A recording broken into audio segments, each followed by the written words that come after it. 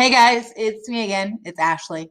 Today I'm going to be talking about the AME Church, otherwise known as the African Methodist Episcopalian Church. One of the interesting things about this would be its founders. Let's start there. The founder is Richard Allen, a former slave, who was converted by Methodists at age 17. It would be here that he would start preaching to his friends and families. He even was ordained in 1799 by Francis Osbury and was able to preach to African Americans early in the morning at St. George Methodist Church. However, he would soon realize that some of the racial discriminations and other small events would begin to push him toward a different path. What I'm saying is, Richard Allen would decide that it would be time to create a church by Blacks for Blacks. He decided to begin the development of the AME Church, the African Methodist Episcopal Church. It wouldn't be until 1816 that the church itself would be formally recognized by the United States. That is after, of course, he and his partner, Absalom Jones, were able to convince the Supreme Court to let the Bethel African Methodist Episcopal Church take care of its own affairs and its own properties. One of the reasons that Richard Allen claims that Methodist beliefs are such a big pull for African Americans is that its simplicity and its stress on good discipline. Those two things would be a key role into why he would believe Black people would be so involved or come to be more involved in the Methodist Church. One thing that's interesting about the AME Church in its establishment is that you'll see that it becomes more of a northern free Black society. What I mean by that is that the church did not spread further south until around after the Civil War and during the Reconstruction period. However, prior to the Civil War, the AME Church were the forerunners of the abolitionist movement.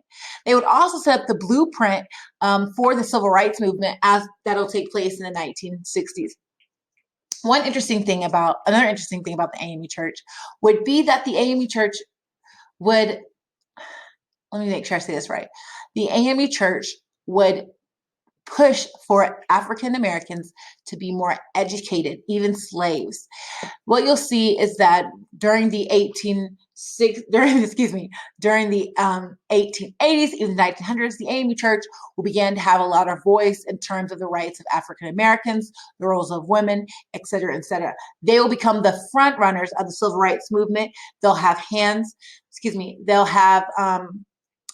different parties, such as the Black Panther Party, even supporting many African, HBCU, historically Black colleges, and like Wilberforce University, Morehouse, Spelman.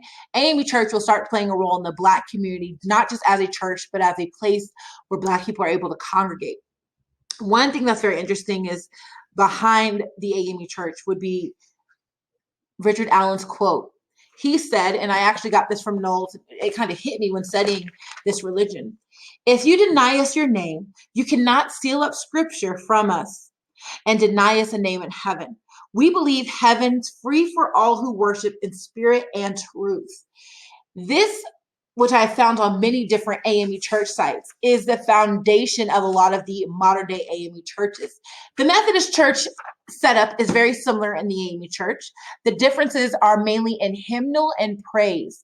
A lot of the praise that takes place in the AME churches were from Africa. Another fact about the AME Church would be the fact that it was established one of the first international Black churches. Today, the AME Church boasts of 2.5 million members and 7,000 congregations all around the world. What you'll also see is that the AME Church was the foundation for Black Christian churches, whether north, south, or international.